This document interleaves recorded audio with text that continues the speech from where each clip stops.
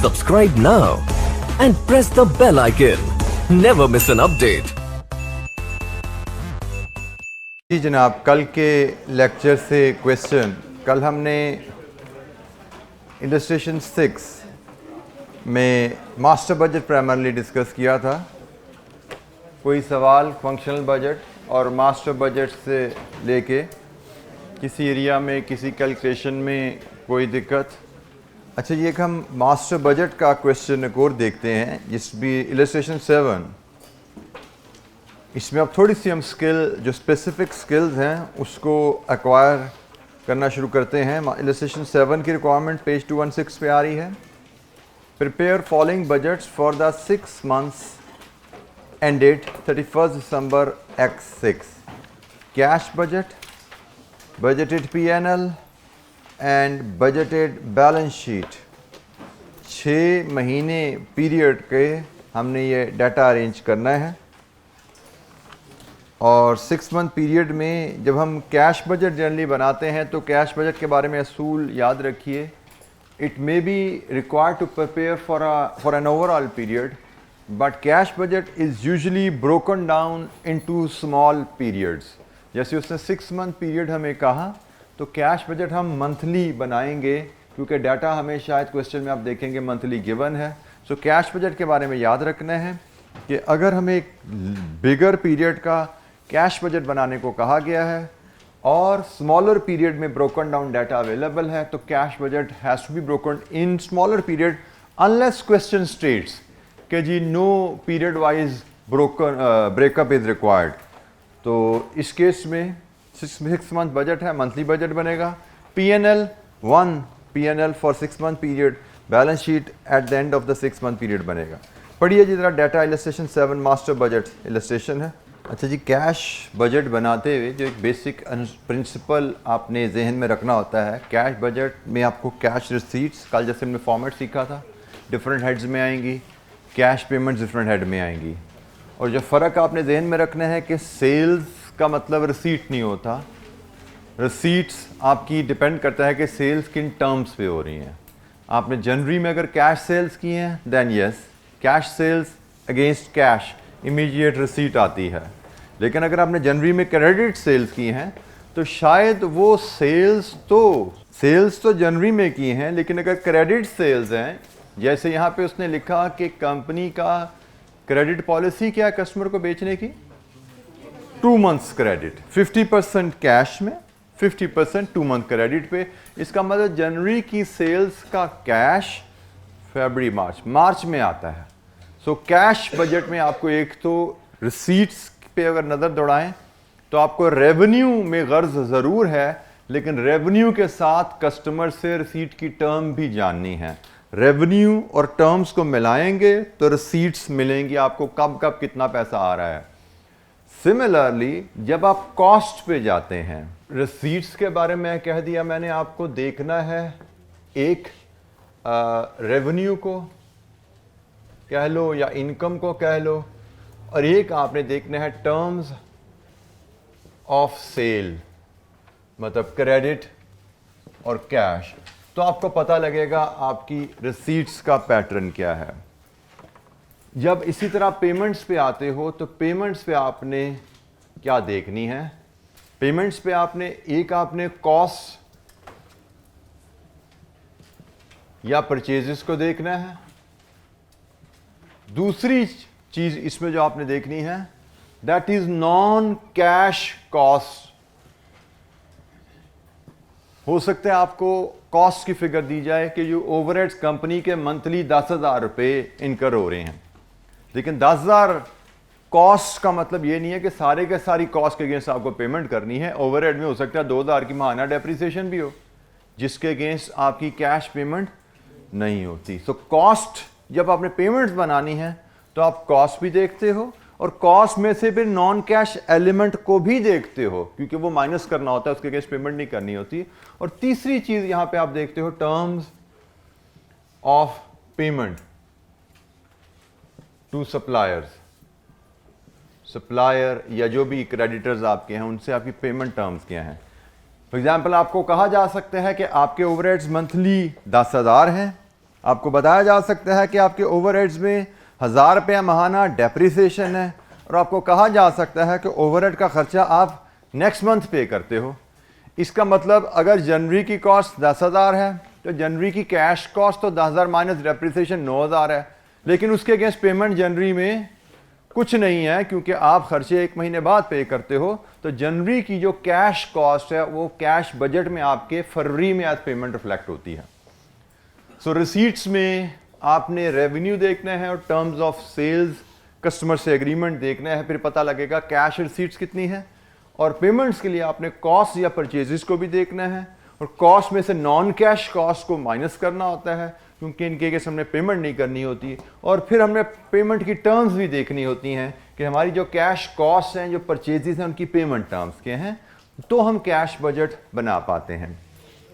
सो इसके हिसाब से अगर हम अपना डाटा रिव्यू करें, 6 मंथ्स बजट बनना जी हमारा जुलाई से दिसंबर तक, जुलाई से 1 2 3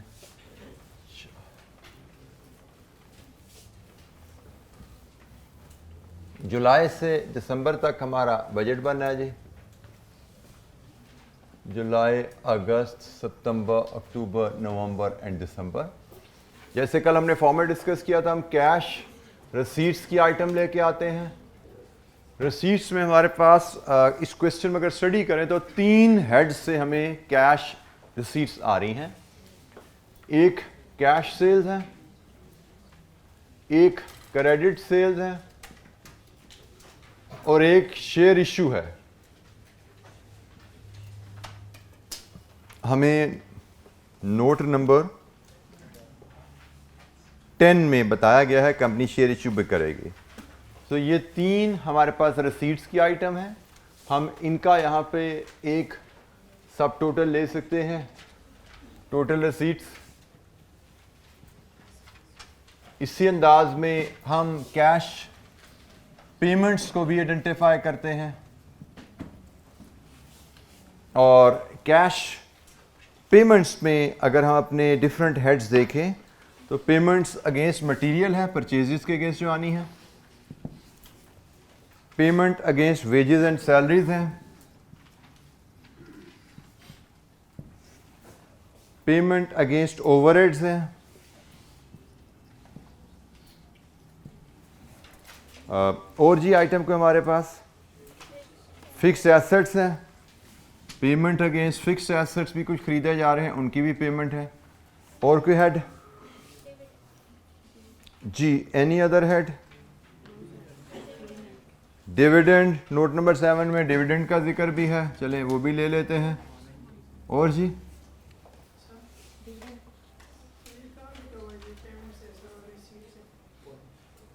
कहाँ लिखा हुआ है बेटा? परचेजेस कर रहे हैं हम, सप्लायर से कुछ खरीद रहे हैं, ऐसे ही है, खरीदा जा रहा है ना कुछ। और साथ उसने आपको नोट नंबर 3 में बताया हुआ है कि परचेजेस की पेमेंट का पैटर्न क्या है। पहली बात, जो चीज़ आप खरीद रहे हो, जो आप कॉस्ट इनकर कर रहे हो, उसके अगेंस्ट पेमेंट तो करनी होती है। तो मैंने आपको क्या कहा, आपको क्या देखना है? कॉस्ट या परचेजेस की इंफॉर्मेशन, नॉन कैश आइटम की इंफॉर्मेशन और पेमेंट टर्म्स।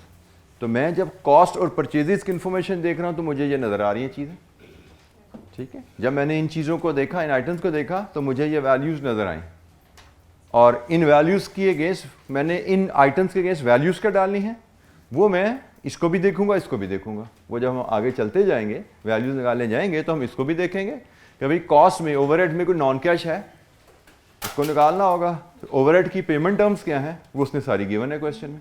तो मैंने जब आपसे बजटिंग के बारे में बड़ा सिंपल कहा था, जो कुछ है इसमें लिखा हुआ है, कॉस्ट भी इसमें लिखी हुई है, नॉन कैश कॉस्ट का जिक्र भी इसी में ही है, और पेमेंट टर्म्स का जिक्र भी यहाँ पे है। इन्हीं वैल्यूज को यूज करके आपने कैश बजट बना लेना है। जी एनी क्वेश्चन, कोई सवाल?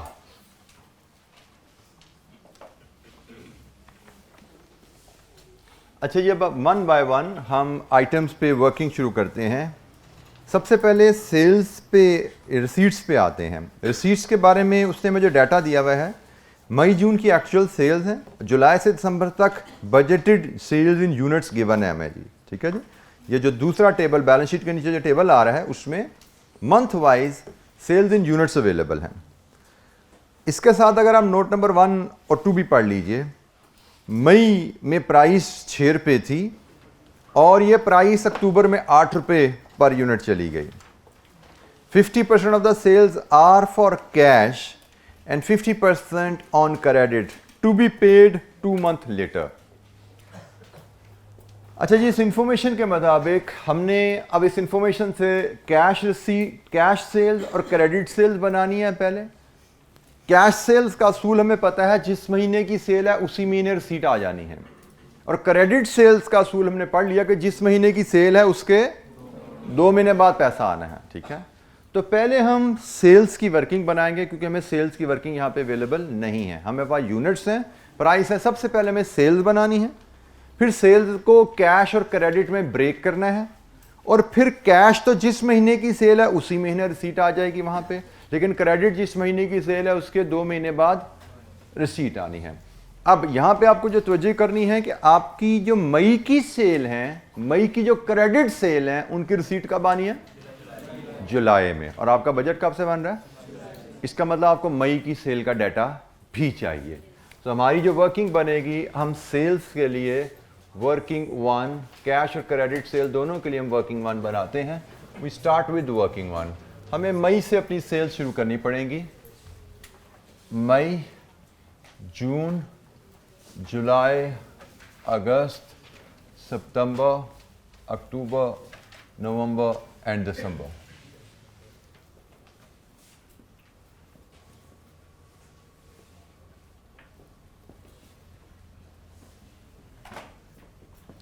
सेल्स, सबसे पहले रेवेन्यू बनाना पड़ेगा। वो आएगा जी सेल्स इन यूनिट्स इनटू प्राइस रुपीस। यहां से हमें मंथली सेल्स मिल जाएंगी। इसमें से 50% कैश आप लेस करेंगे तो हमें क्रेडिट सेल्स मिल जाएंगी, और क्रेडिट सेल्स, कैश सेल्स तो जिस महीने की सेल्स हैं उसी महीने रिकवरी आ जाएगी, लेकिन क्रेडिट सेल्स की रिसीट 2 महीने बाद आती है। तो रिसीट फ्रॉम क्रेडिट सेल्स ये हमें अलहदा से दिखानी पड़ेगी 2 महीने के एरियर के साथ।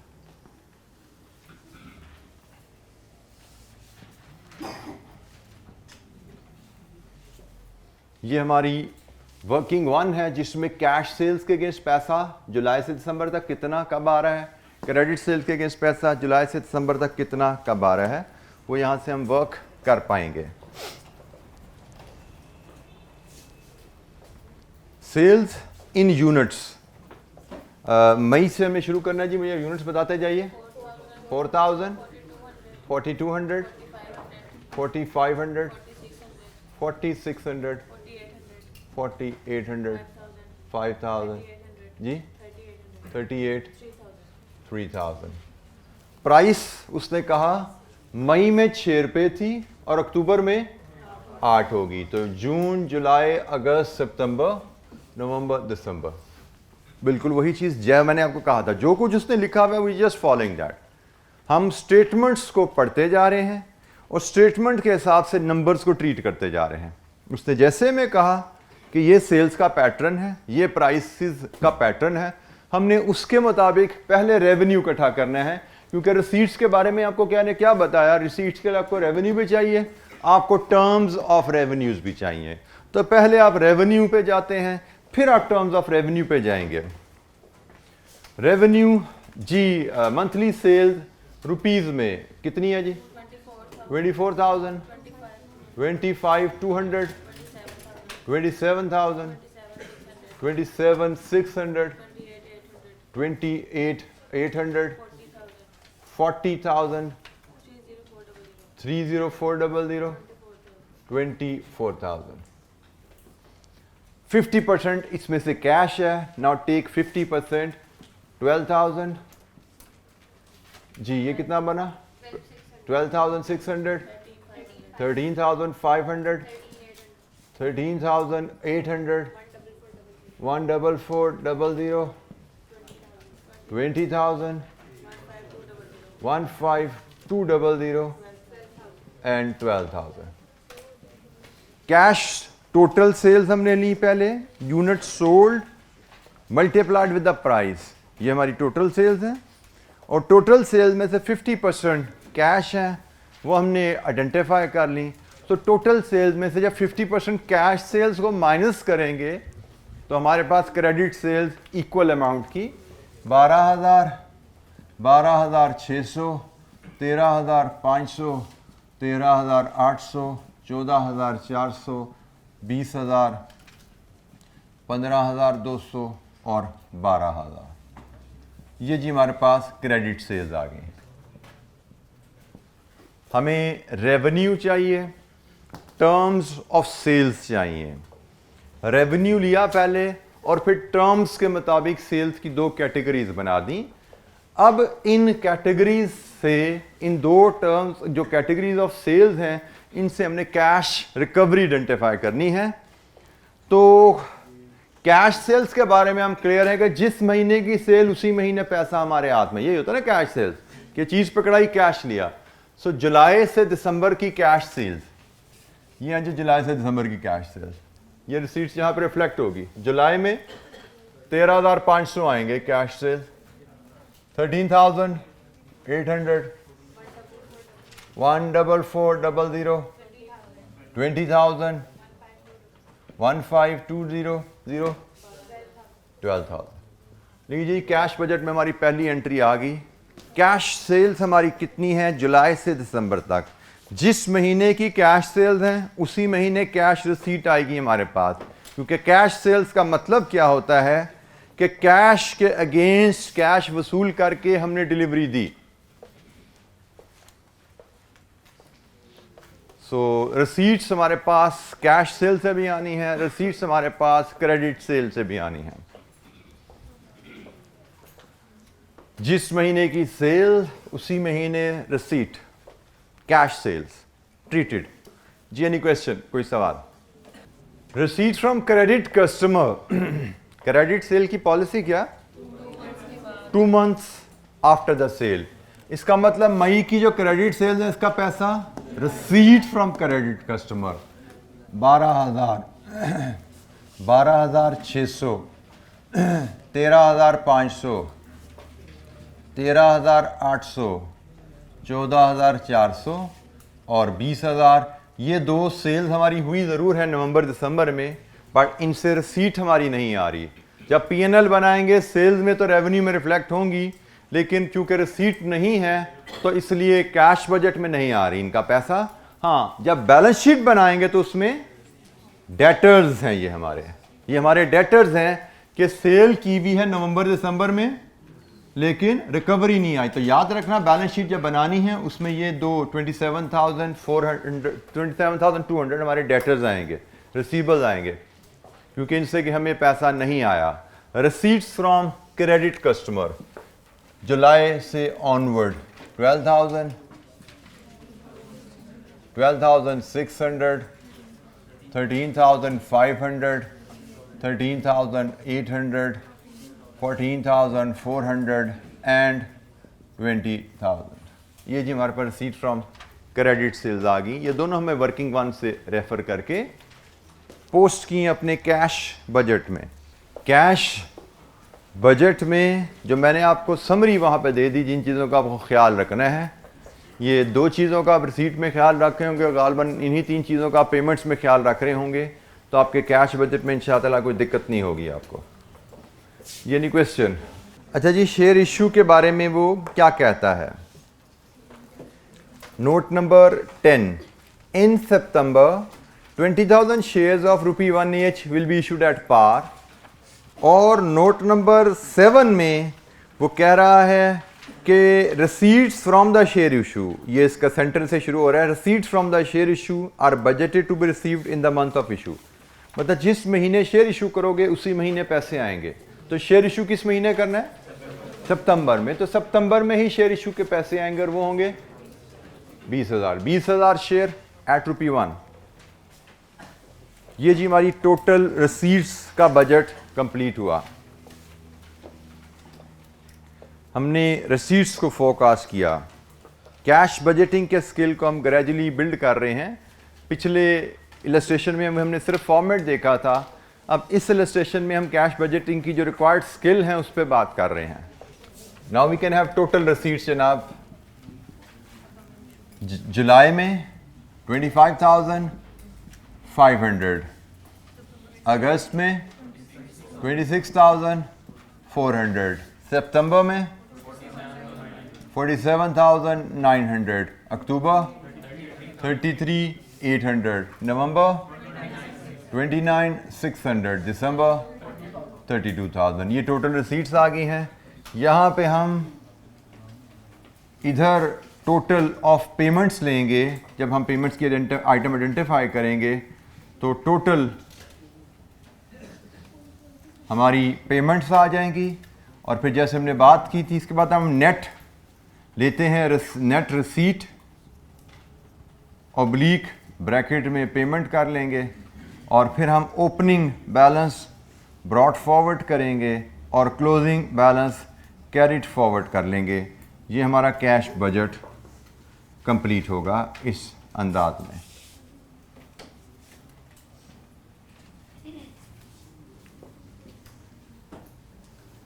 Payment to material, payment against material, purchases वाली पेमेंट होती हैं।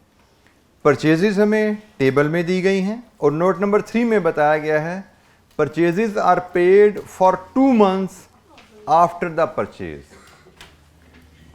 हम परचेजेस की पेमेंट 2 महीने बाद करते हैं। हम जुलाई से दिसंबर का बजट बना रहे हैं, इसका मतलब जुलाई में जो पेमेंट आएगी वो मई की परचेजेस की होगी, तो हमें इसकी वर्किंग बनाने की ज़रूरत नहीं है। मई की परचेजेस रेडीली अवेलेबल हैं 12,000। देन जून की परचेजेस जिनकी पेमेंट अगस्त में आएगी 13,000। देन जुलाई की परचेजेस जिनकी पेमेंट सितंबर में आएगी 14,000, 18,000, 16,000 एंड 14,000। और लास्ट 2 months की परचेजेस नवंबर दिसंबर की हम परचेज करेंगे ज़रूर, पीएनएल में ज़रूर जाएगी हमारी, बट पेमेंट आग जानी है जनवरी फरवरी में। वो हमारा कैश बजट का पीरियड नहीं है। हाँ, जब हम 31 दिसंबर की बैलेंस शीट बनाएंगे तो उसमें ये 2 परचेजेस के अगेंस्ट पेबल्स आउटस्टैंड करेंगे। जो नवंबर और दिसंबर की परचेजेस हमने पे नहीं की तो 24,000 के ट्रेड क्रेडिटर्स आउटस्टैंड करेंगे हमारी बैलेंस शीट में। याद रखिएगा, जिस तरह हमने यहाँ पे रिसीवेबल की फिगर की बात की कि यहाँ से हमारे रिसीवेबल की फिगर निकल रही है, ये रिसीवेबल्स हैं हमारे, इसी तरह 24,000 की जो परचेजेस हैं नवंबर दिसंबर की वो हमारे ट्रेड पेबल्स हैं, पेबल्स अगेंस्ट मटेरियल्स हैं। अच्छा जी, वेजेस एंड सैलरीज की कॉस्ट हमें गिवन है और उसका भी नोट गिवन है, note number 4। 75% are paid in the same month and 25 in the following month. Working बनानी पड़ेगी, इसको भी हम होल्ड कर लेते हैं। मेरी एक अदा स्टूडेंट भी आदत होती जहाँ पे वर्किंग होती थी ना, मैं जब चल रहा हूँ मुझे नजर आ रहा है नीचे फिगर स्ट्रेट है तो पहले उनको डील कर लेता था। तो जैसे ओवरहेड की बात करें, note number 5, overheads are to be paid 1 month in arrear. इसकी वर्किंग नहीं बनानी, सिर्फ फ़र्क क्या रखना है कि जून की पेमेंट जुलाई में आनी है, जुलाई की अगस्त में and so on. So overhead की डिटेल एक्सक्लूडिंग डेप्रिसिएशन, ये तो जो करनी है जी। यहाँ पे उसने बताया हुआ है कि डेप्रिसिएशन के अलावा हैं, तो हमें कॉस्ट जो चाहिए होती है वो डेप्रिसिएशन के अलावा ही चाहिए। इसका मतलब हमें इस कॉस्ट में कोई एडजस्ट नहीं करनी।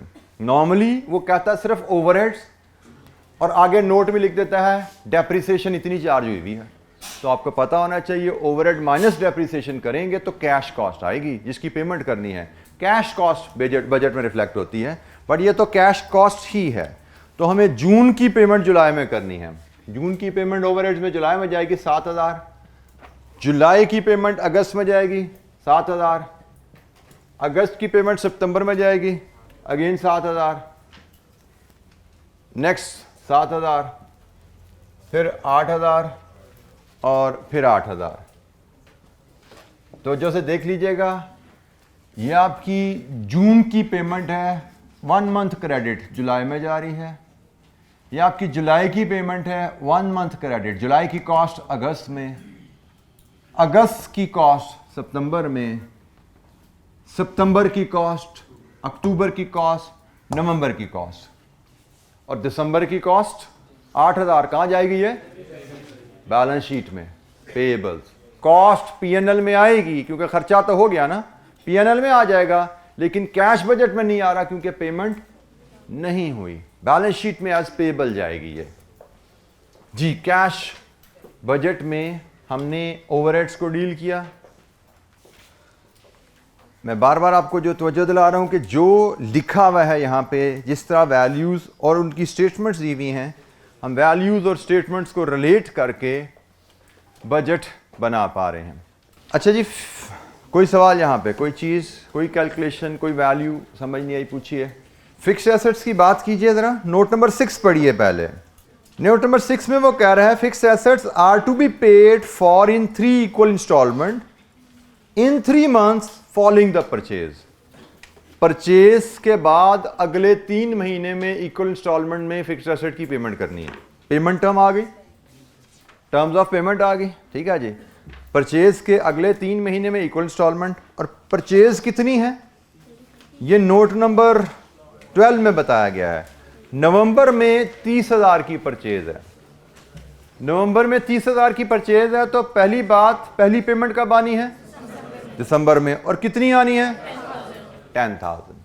दिसंबर में 10,000 की पेमेंट शो करेंगे, और बाकी 20,000 कहां जाएगा? बैलेंस शीट में एज पेएबल, क्योंकि नवंबर में जब एसेट खरीदा गया एंट्री डालगी डेबिट एसेट क्रेडिट पेएबल 30,000। दिसंबर में 10,000 पे हो जाएगा, बाकी 20,000 आपका दिसंबर में पेएबल स्टैंड करेगा जब आप बैलेंस शीट बनाएंगे।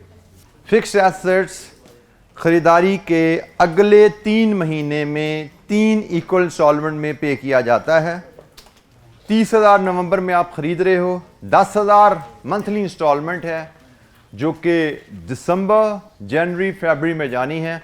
आपका कैश बजट में सिर्फ दिसंबर फॉल कर रहा है, यू जस्ट टेक दिसंबर, और जो जनवरी फरवरी की पेमेंट है वो पेएबल्स आपकी बैलेंस शीट में आएंगे।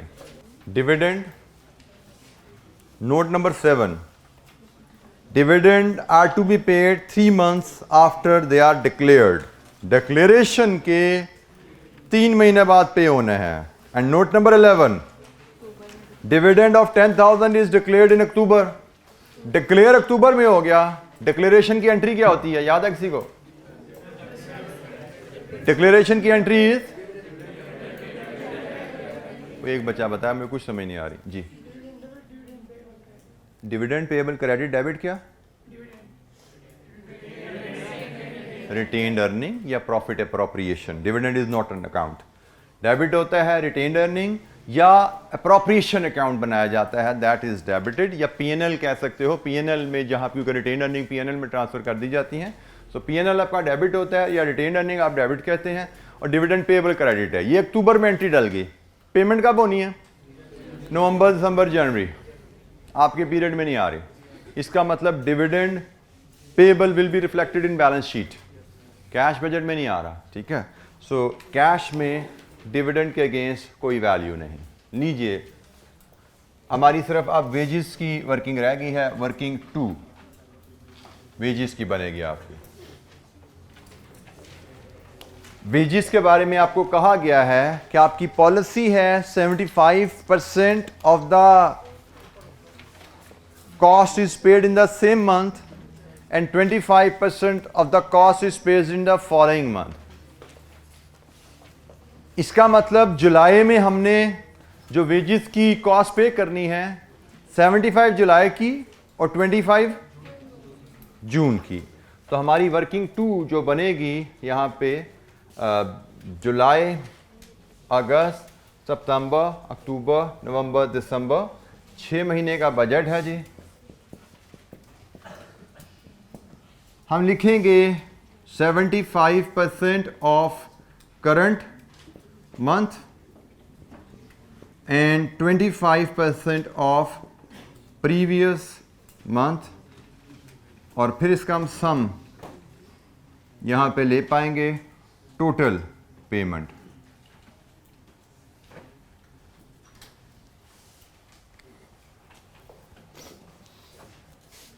75% ऑफ द करंट मंथ। जुलाई की कॉस्ट आपके पास है जी वेजेस की। जुलाई की कॉस्ट है जी कितनी?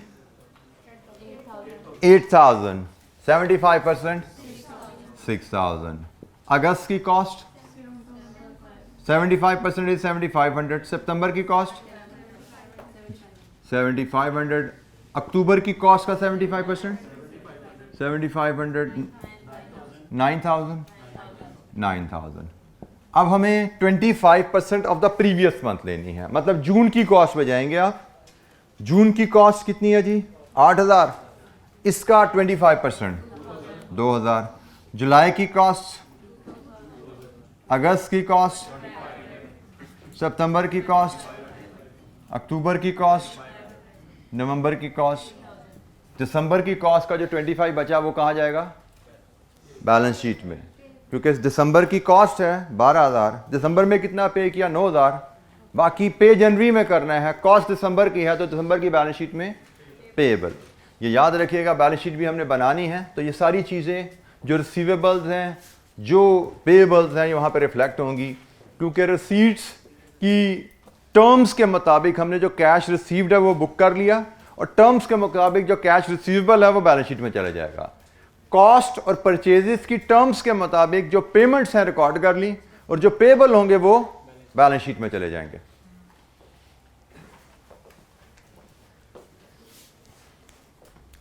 लीजिए जी, यहां से टोटल पेमेंट्स हम शो कर सकते हैं।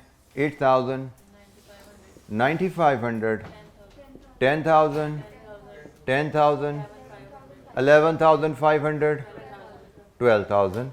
ये जी हमारी पेमेंट्स अगेंस्ट वेजेस आ गई।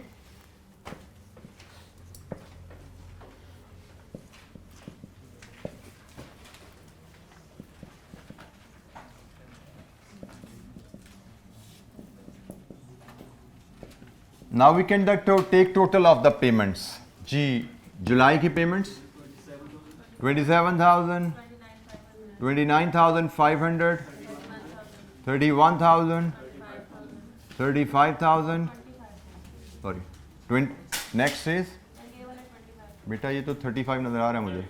35,000, 35,500, 44,000। टोटल रिसीट्स, टोटल पेमेंट्स हमने बजट कर लिया है। अब हमने नेट लेना है फॉर एवरी मंथ।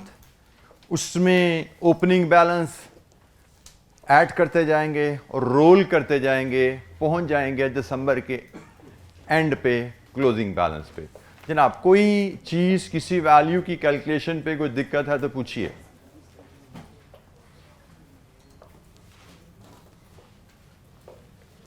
कोई सवाल?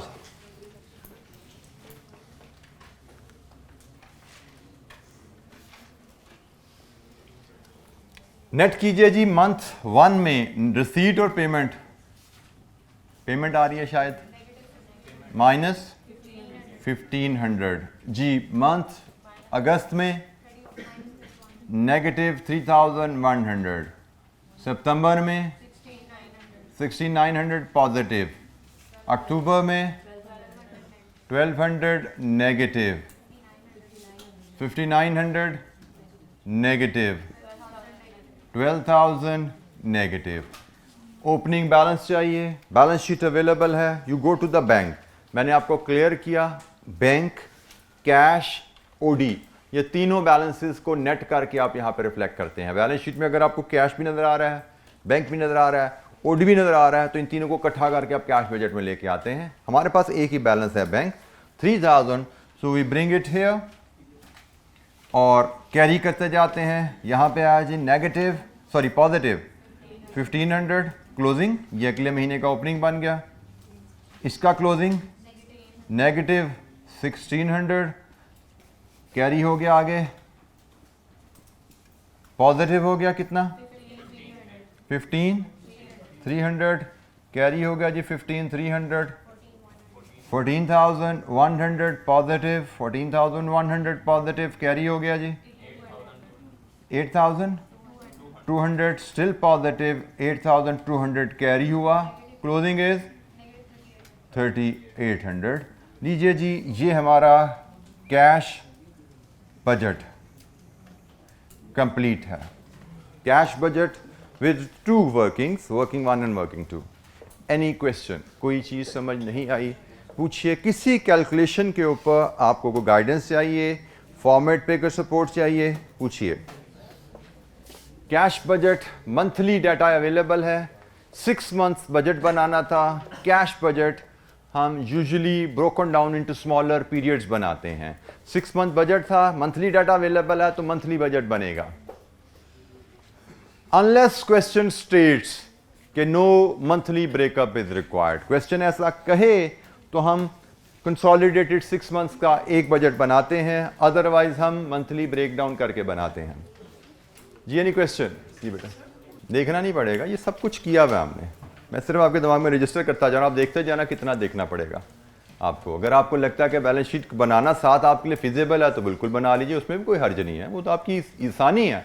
आप एक सफ़े पे कैश बजट बनाइए, दूसरे सफ़े पे पीएनएल बनाइए, तीसरे पे बैलेंस शीट बना लीजिए और जो फिगर नज़र आ रही है डालते जाइए जहाँ, क्योंकि अगर फॉर्मेट आपको पता है, फिगर आप डालते जाइए, कोई हर्ज नहीं है, वैसे कर लें, ठीक है। तो हमने जब ये बजट बनाया तो कोई बहुत ज़्यादा दिक्कत हमें होगी नहीं, लेकिन अगर आप उसरा करना चाहते हैं प्रेजेंटेशन में, कोई हर्ज नहीं है, वो भी एक अच्छी अप्रोच है, आप अगर मैनेज कर सकते हैं तो। लेकिन मैं यहाँ पे एट अ टाइम 3 चैप्टर नहीं खोलना चाह रहा, क्योंकि अभी हम लर्निंग फेज में हैं, तो कुछ बच्चे मे गेट कंफ्यूज के फिगर इधर भी जा रही है उधर भी जा रही है, तो इसलिए मैं 1 बाय 1 लेके चल रहा हूँ। जी जनाब, कैश बजट पे कोई सवाल? टेबुलर वर्किंग जितनी भी आप बनाते हैं उसके बारे में, एक, you must always use ruler. दूसरा, शायद मैंने पहले बताया था, आप लोग भूल गए, कि जब भी टेबुलर वर्किंग बनाना शुरू करें, टेबल ड्रॉ करना शुरू करें, हमेशा पेज के राइट साइड से कॉलम मेजर करना शुरू करें, 1 2 3 4 5 6, ताकि मैक्सिमम स्पेस यहाँ पे आपके पास डिस्क्रिप्शन के लिए बचा सको। आप मेजर्ड कॉलम होने चाहिए, ऐसा नहीं कि 4 कॉलम बनाने हैं तो खुले खुले बना दो, 6 कॉलम बनाने हैं तो तंग करना शुरू कर दो। You must have a standard size. शायद 1 inch column is good enough to present figures, तो आपको पता होना चाहिए 1 इंच का कॉलम बनाना है हमने। सो राइट साइड, पेज के राइट साइड से शुरू करते हैं। नॉर्मली स्टूडेंट्स क्या करते हैं, this is the page size, तो यहाँ पे कॉलम बनाने हैं तो 1 2 3 4 5 6, ये पेज सारा दाया हो जाता है और ये तंग सा सारे तंग कॉलम हो जाते हैं। तो don't do it like this. Presentation का तरीका क्या है कि आपने कॉलम बनाने हैं, अब यहाँ से कॉलम ड्रा करना शुरू कीजिए, 1 2 3 4 5 वट एवर इट इज, ताकि ये आपकी डिस्क्रिप्शन में ये एरिया सारा यूज हो, छोटी मोटी वर्किंग यहाँ पे आप कर सकें। तो ये छोटी छोटी चीज़ें, इनका ख्याल कीजिए। रूलर यूज़ करने की आदत अभी से डालिए। आपको घर में क्लास में रूलर यूज़ करने की आदत नहीं होती, एग्जाम में आप जब रूलर पे शिफ्ट होते हो तो एफिशिएंसी में फ़र्क आ जाता है थोड़ा सा, कि आप यूज टू नहीं हो। बेशक आपकी ओवरऑल 3 घंटे 15 मिनट में 5 मिनट ही एक्स्ट्रा यूज़ हो जाए रूलर के इस्तेमाल की वजह से, तो वो 5 मिनट भी बहुत कॉस्ट करते हैं एग्जाम में। वो 5 मिनट अगर आपके पास स्पेयर होते तो आप 3-4 नंबर उसमें कमा जाते हो। तो you have to take measures while you are preparing कि किस तरह आप एग्जाम में अपनी एफिशिएंसी बढ़ा सको। जैसे मैं अक्सर यहाँ पे देखता हूँ बच्चे कैलकुलेटर नहीं लाए होते, कैलकुलेटर की जगह मोबाइल यूज कर रहे होते हैं, तो गुजारा तो हो जाता है, लेकिन you need efficiency on the use of calculator as well. Calculator भी क्लास में वो लेके आओ जो आपने एग्जाम में यूज करना है, ताकि उसके यूज पे आपकी स्पीड बढ़े, उसके फंक्शन पे, उसके बटन पे आपकी आंखें बंद करके हाथ चलें आपके। So everything matters. हो सकता है कैलकुलेटर के एफिशिएंसी की वजह से आप 2 मिनट एग्जाम में लूज कर जाओ, रूलर की वजह से 3 मिनट लूज कर जाओ, इसी तरह कुछ और प्रैक्टिसेस ना सीखने की वजह से 2-4 मिनट लूज कर जाओ, तो 8-10 मिनट आप सिर्फ अपनी छोटी सी नेग्लिजेंस की वजह से एग्जाम में लूज कर सकते हो, जो कि बहुत ज़्यादा क्रिटिकल होते हैं एग्जाम में। अच्छा जी, पीएनएल की तरफ चलते हैं जी। बजटेड पीएनएल, ये हमने पार्ट ए सॉल्व किया, इलस्ट्रेशन 7A,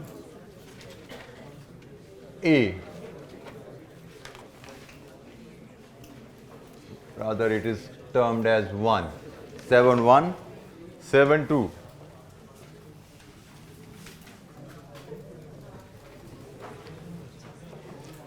अच्छा जी, पीएनएल के डाटा में आइए, हमें सेल्स की फिगर चाहिए।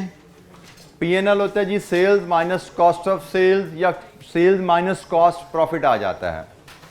अब यहाँ पे वैसे तो फॉर्मेट है sales minus cost of sales gross profit minus non production cost या administrative and selling cost net profit. हमारे यहाँ पे जो कॉस्ट डिफरेंट गिवन है क्वेश्चन में, रेवेन्यू के बाद मटेरियल की कॉस्ट अवेलेबल है, that can be determined opening stock plus purchases minus closing stock, material consumed आ गया। वेजेस अवेलेबल है, यूजली प्रोडक्शन कॉस्ट समझी जाती है। ओवरहेड्स अवेलेबल है, क्वेश्चन मार्क है, ओवरहेड्स प्रोडक्शन भी हो सकते हैं, नॉन प्रोडक्शन भी हो सकते हैं। और कौन सी कॉस्ट है? डेप्रिसिएशन है, प्रोडक्शन भी हो सकती है, नॉन प्रोडक्शन भी हो सकती है।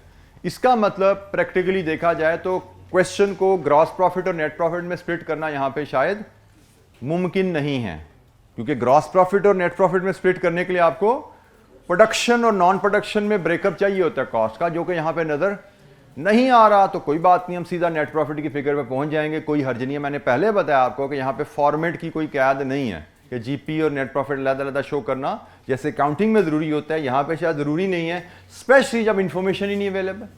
हम एक नोट लिख सकते हैं, हमें नजर आ रही ना डेफिशिएंसी है, हम एक नोट लिख देंगे कि जी हमारे पास breakup production non production cost में ब्रेकअप अवेलेबल नहीं है कॉस्ट का, इसलिए we are just arriving at directly net profit figure.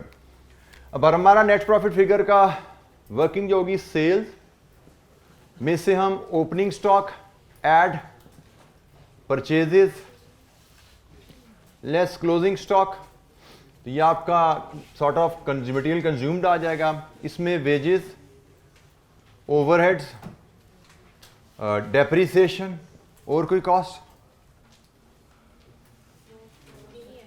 यही है जी। यहां से आप आ जाएंगे नेट प्रॉफिट पे, और फिर इसमें आप profit brought forward, accumulated profit brought forward है आपका, क्योंकि आपने बैलेंस शीट पे भी जाना है। फिर इसमें से लेस डिविडेंड डिक्लेयर्ड है, तो आपका एक्यूमुलेटेड प्रॉफिट कैरिड फॉरवर्ड आ जाएगा।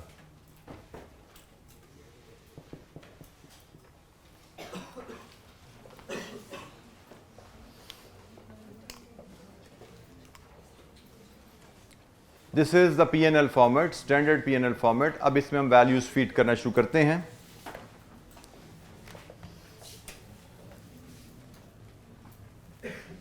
सबसे पहले सेल्स वर्किंग वन से उठा लीजिए जी।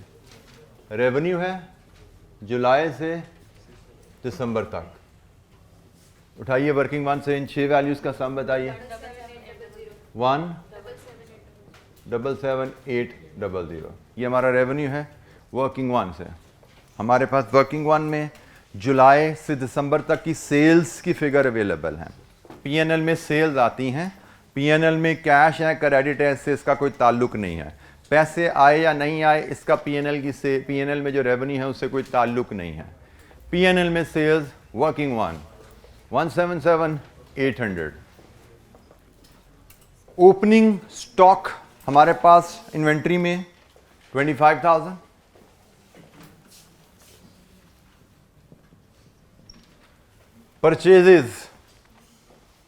परचेजेस का डाटा आपका क्वेश्चन में अवेलेबल है। जुलाई से दिसंबर तक की परचेजेस का टोटल, जुलाई से दिसंबर तक की परचेजेस फिगर पे चले जाइए, कॉलम देख लीजिए, क्योंकि हम जुलाई से दिसंबर 6 मंथ P&L बन रहा है, हमें जुलाई से दिसंबर की परचेजेस चाहिए। कितनी जी? 86,000। इसमें से हमने दिसंबर का क्लोजिंग स्टॉक लेस करना है। What is the policy of closing stock? किस नोट में? नोट नंबर 9 में। नोट नंबर 9 में कहता है जी opening stock at the beginning of the period was equal to 2 months purchases, at 31 December it will be equal to 3 month purchases. तो 3 month purchases मतलब अक्टूबर नवंबर दिसंबर की परचेज, अक्टूबर नवंबर दिसंबर की परचेज 38,000 लीजिए जी। यहां से आप कॉस्ट ऑफ मटेरियल कंज्यूम्ड 73,000। आप इसके रेफरेंस में वर्किंग देना चाहें 3 वर्किंग 4 दे सकते हैं। किन वैल्यूज का सम आपने परचेजेस में डाला है, किन वैल्यूज का सम आपने क्लोजिंग स्टॉक में डाला है। और जिस अंदाज में मैं आपको कह रहा हूं कि आपके पास अगर कॉलम ये क्योंकि आपने जब पीएनएल के कॉलम बनाना है, एक कॉलम पेज की राइट साइड पे बना दोगे तो पूरा पेज आपके पास खाली पड़ा होगा। आप वहीं पे ये वैल्यूज़ का सम शो कर सकते हो कि ये वैल्यूज़ कहाँ से आ रही हैं, अलहदा वर्किंग में जाने की भी शायद ज़रूरत नहीं होगी आपको। आप प्रेजेंटेशन में परचेजेस के आगे ही सम शो कर सकते हो। सो मच सो अगर आप एक एक लाइन छोड़ के काम करने की आदत डेवलप कर लो तो जो बड़ी वर्किंग हो वो परचेजेस के नीचे भी शो कर सकते हो। This will save your time कि बजाय के वर्किंग नंबर लिखो, अगले पेज पे जाओ, वहां पे जाके वर्किंग नंबर दोबारा लिखो, प्रोड्यूस करो वर्किंग, आप डायरेक्ट कैलकुलेशन यहीं पे इसी कॉलम में प्रेजेंट कर सकते हो अगर वो सिंगल लाइनर कैलकुलेशन है। That will save time, that will be efficient. Wages चाहिए जी, वेजेस का डाटा जुलाई से दिसंबर सम कीजिए। 62,000। आपको ओवरहेड चाहिए, ओवरहेड जुलाई से दिसंबर सम कीजिए 45,000। डेप्रिसिएशन की फिगर अवेलेबल है क्वेश्चन में 8500 लीजिए जी। Now you can have the net profit और लॉस कितना है। Profit draw forward from the balance sheet 446। Dividend declared 10,000। So profit carried forward. Sorry? 23900। ले जी आपका P&L का बजट भी रेडी हुआ। कोई वैल्यू समझ नहीं आई पूछिए। Make sure you are able to follow each and every calculation. जी बेटा ये हमारा जब हमने क्यूमुलेटेड प्रॉफिट ड्रॉप फॉरवर्ड यहाँ ले आए तो ये हमारा अप्रोप्रिएशन अकाउंट शुरू हो गया ना यहाँ से कि भाई हमने फॉर द ईयर क्या कमाया 10,700 नेगेटिव। पिछले साल का प्रॉफिट क्या आया 44,000। इसमें से हमने डिविडेंड डिक्लेयर किया, accumulated profit carried forward. Net profit के नीचे अप्रोप्रिएशन की एंट्री आपकी आनी शुरू होगी ना, अप्रोप्रिएशन अकाउंट की। डिविडेंड डिक्लेयर्ड आपका यहाँ पे अप्रोप्रिएशन अकाउंट से जाता है। जहाँ तक मुझे अकाउंटिंग की थोड़ी सी जो मेमोरी है कि आपके पास एक अप्रोप्रिएशन अकाउंट होता है जिसमें फॉर द ईयर प्रॉफिट भी ट्रांसफर हो जाता है, क्यूमुलेटेड प्रॉफिट भी चला जाता है। तो ये आपको समझो यहाँ से नीचे ने अप्रोप्रिएशन अकाउंट शुरू हो गया। For the year profit, accumulated profit, इसमें एडजस्ट किया डिविडेंड डिक्लेयर्ड और कैरिड फॉरवर्ड क्यूमुलेटेड प्रॉफिट जो बैलेंस शीट में जाना है अब वो आ गया। अच्छा जी, लास्ट हमारी वर्किंग है बैलेंस शीट की। बैलेंस शीट के लिए मैं यहीं पे ही फॉर्मेट अगर कॉपी कर लूँ, पहले हम एसेट्स को ले आते हैं। एसेट साइड, एसेट साइड में हमारे पास ये फिक्स एसेट्स एट कॉस्ट आ रहे हैं, फिर इस पे से लेस होनी है अक्यूमुलेटेड डेप्रिसिएशन, ये हमारे पास वैल्यू बन जाएगी नेट। देन हम करंट एसेट्स हमारे पास हैं।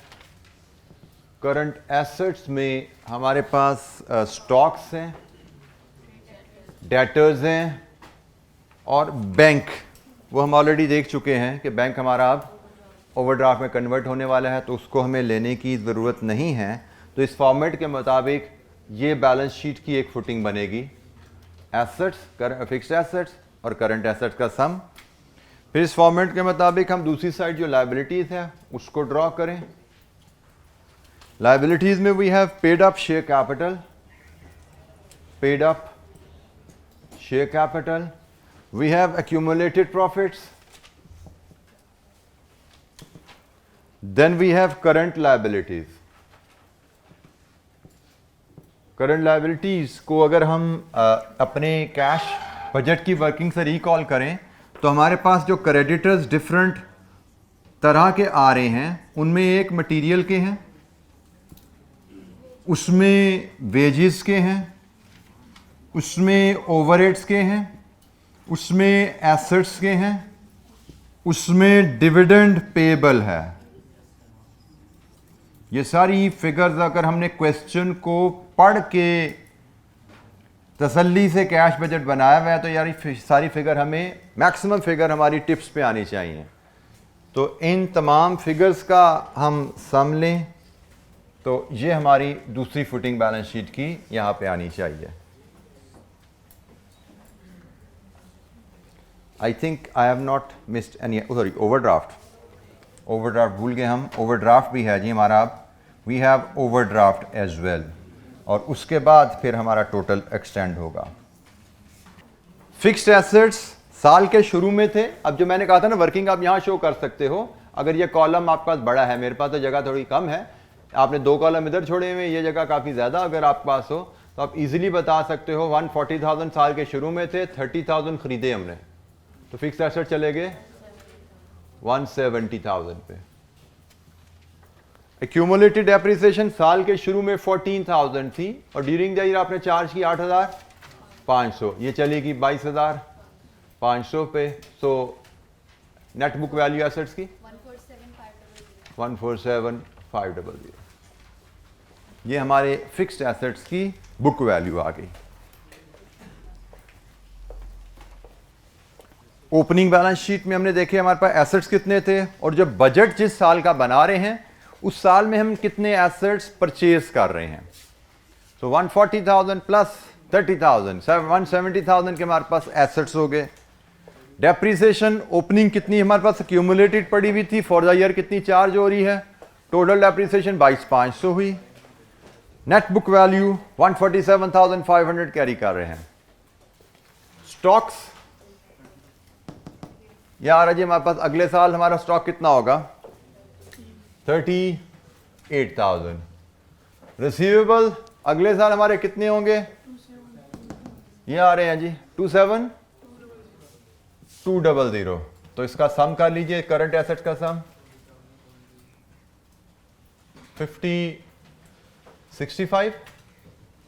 65,200 और बैलेंस शीट का टोटल सम 212,700।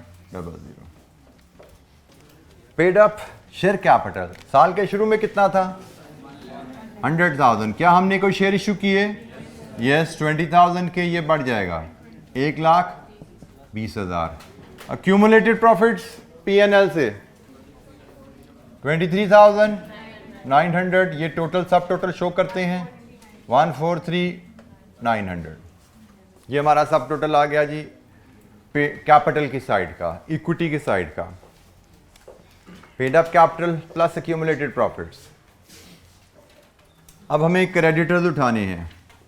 मटेरियल के क्रेडिटर्स 2 मंथ एरियर में पे करते हो, मटेरियल के क्रेडिटर नवंबर प्लस दिसंबर के आउटस्टैंडिंग है, ऐसा ही है जी।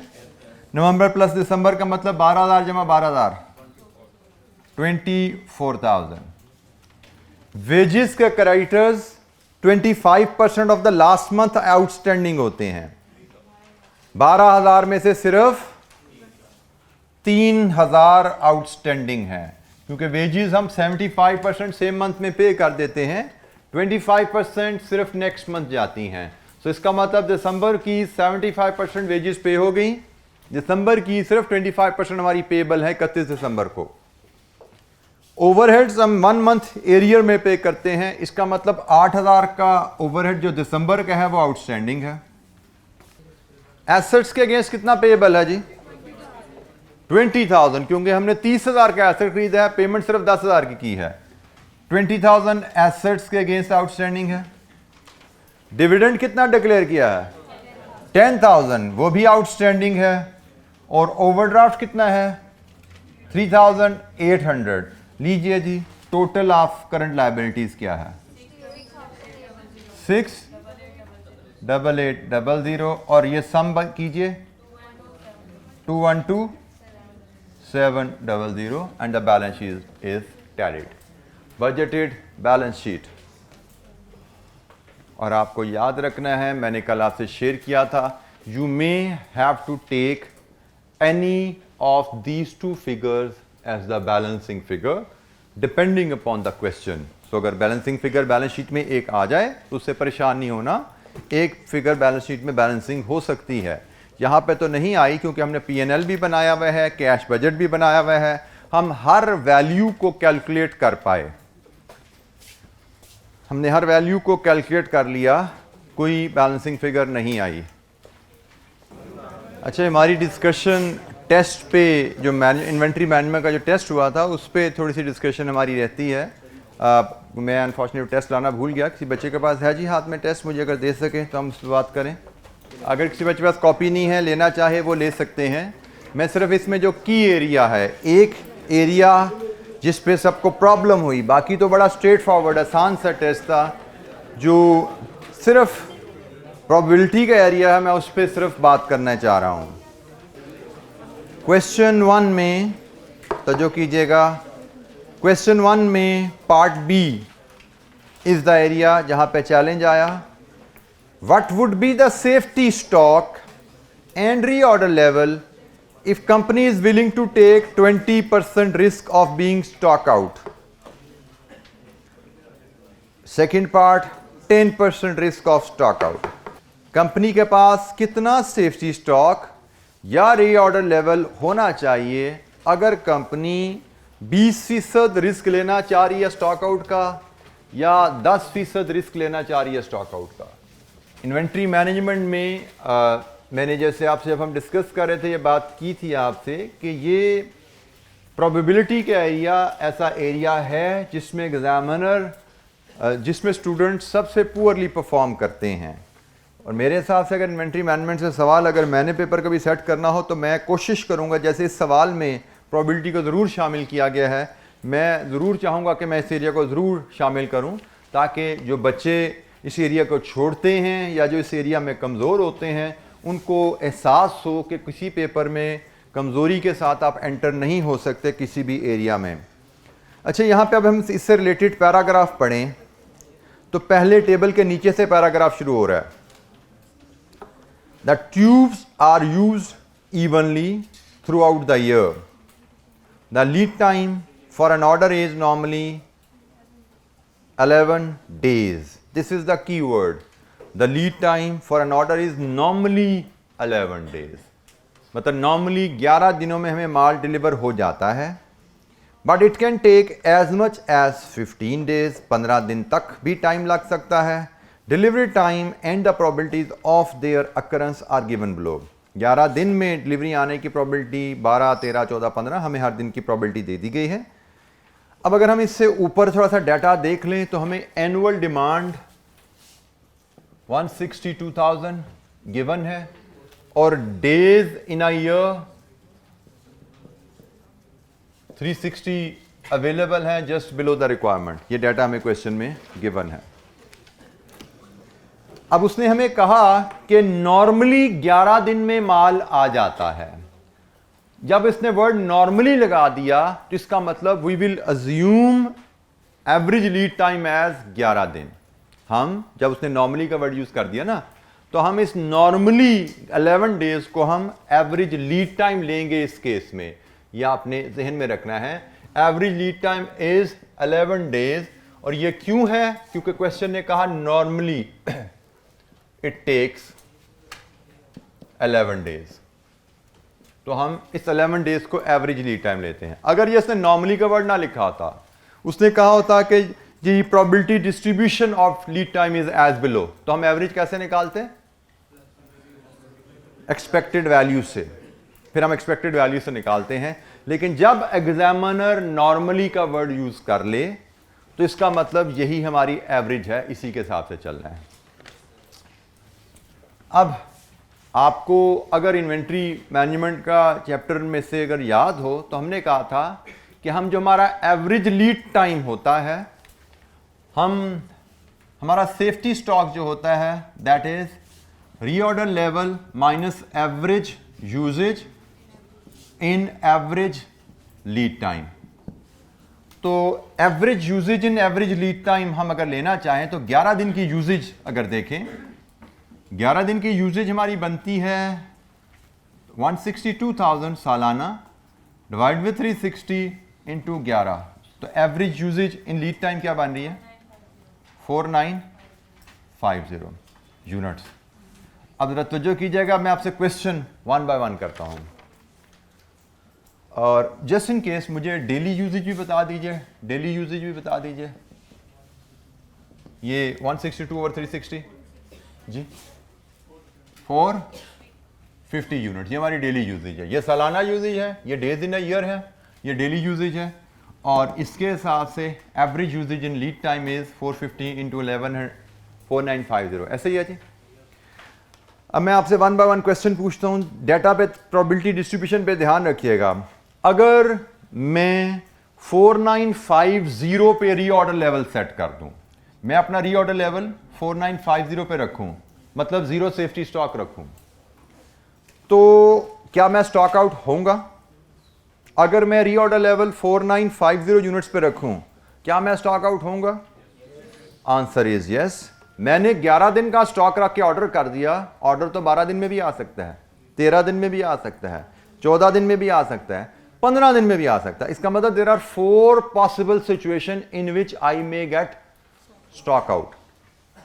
अगर मैं 11 दिन का, मतलब मैं रीऑर्डर लेवल अपना if reorder level is equal to 4950, in other words safety stock is 0, इसका मतलब है probability of stock out क्या है? probability of stock out is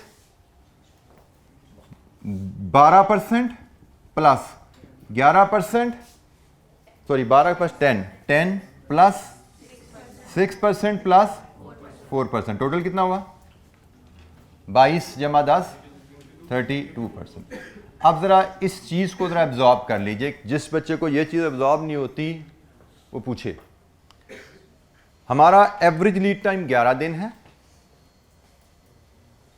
और अगर हम रीऑर्डर लेवल 4950 मतलब एवरेज लीड टाइम के बराबर रखें, इसका मतलब reorder level average lead time के बराबर है तो सेफ्टी स्टॉक 0 हुआ ना। अगर मैं रीऑर्डर लेवल 4950 पर रखता हूं, मतलब सेफ्टी स्टॉक 0 रखता हूं, तो मैंने तो सिर्फ 11 दिन का स्टॉक रखा है। डिले 12 दिन का भी हो सकता है, 13 दिन का भी हो सकता है, 14 दिन का भी हो सकता है, 15 दिन का भी हो सकता है। तो मैं 32% चांस है कि मैं स्टॉक आउट हो जाऊंगा। अब सवाल की रिक्वायरमेंट को देखिए जी, यहां पे इस स्टेटमेंट पे किसी बच्चे को क्वेश्चन, अगर हमारा रीऑर्डर लेवल 4950 पे है, there is 32% chances that company will get stock out on every new order. जब भी नया ऑर्डर करोगे 32% चांस है कि आप स्टॉक आउट होगे। उसने हमसे क्या पूछा है, रीऑर्डर लेवल क्या होना चाहिए अगर आप सिर्फ 20% रिस्क रखना चाहते हो। अगर हम रीऑर्डर लेवल यहां पे रख रहे हैं ना, तो हम 32% रिस्क रख रहे हैं स्टॉक आउट होने का। उसने कहा कितना रीऑर्डर लेवल रखोगे अगर रिस्क 20% का रखना है? तो 20% का रिस्क का मतलब यह रिस्क लेना है, इसको कवर करना है। इसको कवर करने का मतलब कितने दिन का मजीद स्टॉक रख लें? एक दिन का। एक दिन का मजीद स्टॉक रख लो तो यह 12% का रिस्क खत्म हो जाता है ना। अगर हम 11 दिन की बजाय 12 दिन का स्टॉक रख लेंगे तो हमारा ये जो डिलीवरी टाइम 12 दिन पे आने से जो हम स्टॉक आउट होते हैं वो रिस्क हमारा खत्म हो जाता है। उसने हमसे कहा reorder level and safety stock बताओ। ये दोनों चीजें मांगी है ना उसने, reorder level and safety stock. अगर आप 20% रिस्क रखना चाहते हो स्टॉक आउट का, ये जुमला अगर आपको समझ आ जाए तो उसके बाद आगे क्वेश्चन आसान हो जाता है। आप कहोगे जी 20% रिस्क का मतलब रीऑर्डर लेवल आप रखो 12 दिन इंटू 450, 650 400, और आपका सेफ्टी स्टॉक आएगा 5400 इंटू 4950 450। ये जी आपका आंसर आ गया। 20% रिस्क ऑफ स्टॉक आउट अगर आप रखना चाहते हो तो आपको 12 दिन का स्टॉक रखना है, और 12 दिन पे रीऑर्डर लेवल रखोगे तो 12 दिन आपने 450 का एक्स्ट्रा रखा, अपनी एवरेज यूजेज से 450 ऊपर रखा, आपका सेफ्टी स्टॉक 450 है। और अगर आप 10% रिस्क रखना चाहते हो तो आपको फिर इसको भी खत्म करना है, और इसको खत्म करने का मतलब 13 दिन का स्टॉक रखोगे तो आपका रीऑर्डर लेवल फिर होगा 13 दिन इंटू 450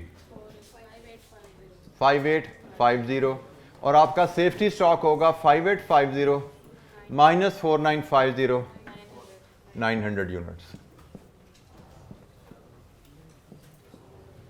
ये लीजिए जी, ये आपके 3-3 नंबर की 2 कैलकुलेशन थी, 6 नंबर।